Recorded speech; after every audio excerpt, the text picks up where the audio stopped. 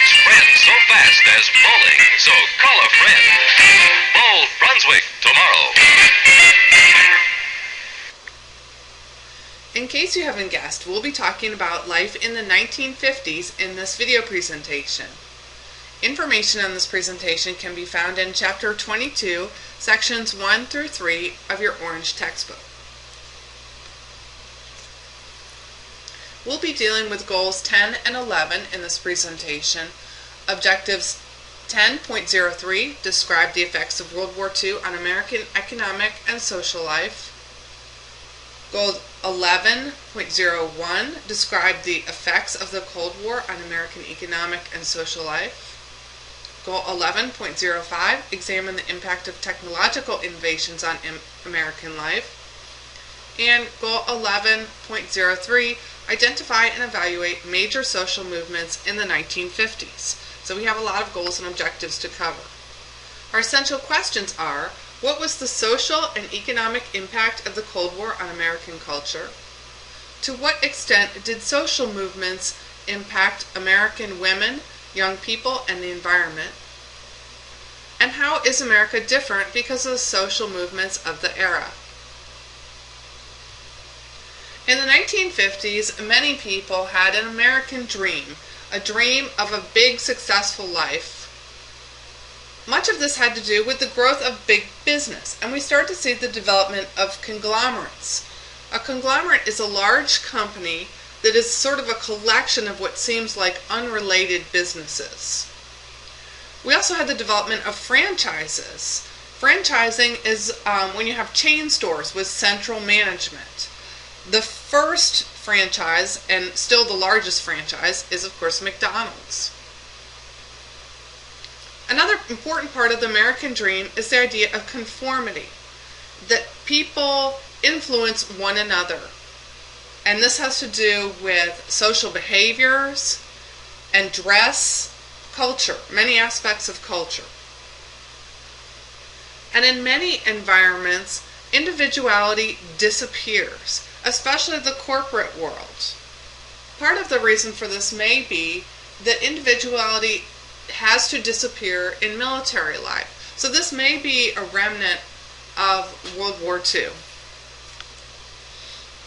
Again, we see huge amounts of consumerism, the buying of material goods.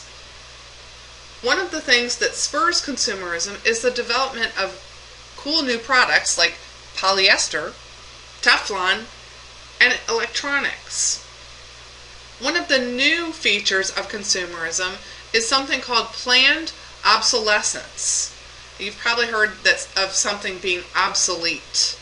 Obsolete means out of date. Okay, so what this means, planned obsolescence, means that things you purchase will go out of date, and that means that you have to buy new ones. This is particularly relevant when it comes to things like clothes, shoes, cars. Okay. Also, we see the first credit cards appear. This is not the first time we have seen credit. As you know, credit was one of the things that got us in deep doo-doo before the Depression. But now we have credit cards. People continue to be influenced by advertising as well. And advertising makes use of new techniques, new psychological strategies to sell products. Everyone, they encourage, should keep up with the Joneses. The 1950s sees an increase in car culture. This is the expansion of businesses around vehicular transportation and the growth of suburbia. We see the development of the interstate highway system. This is thanks to President Eisenhower. Makes possible the trucking industry. Long-haul transportation of goods is now possible from one side of the country to the other with efficiency and convenience due to the interstate highway system. The interstate highway system also impacts our social lives. We can now plan vacations to faraway places or take road trips to visit people. In class, we talked a little bit about the baby boom that happened immediately after World War II. Most new homes that were built as a result of the baby boom were in the suburbs, about 85% of them. And by 1957, the baby boom was at its peak, one baby being born every 7 seconds. The baby boom leads to several things, including medical breakthroughs. We have the development of the polio vaccine by Jonas Salk, and also lots of new information about child development and child rearing. Dr. Spock gives us the idea that children should be raised by a certain set of guidelines, and his books are widely published. He urges parents to communicate with one another and to communicate with their children. Now that you know where your parents got the guidebook on how to raise you, we'll move on to the next presentation, which will be on television culture and other aspects of life in 1950.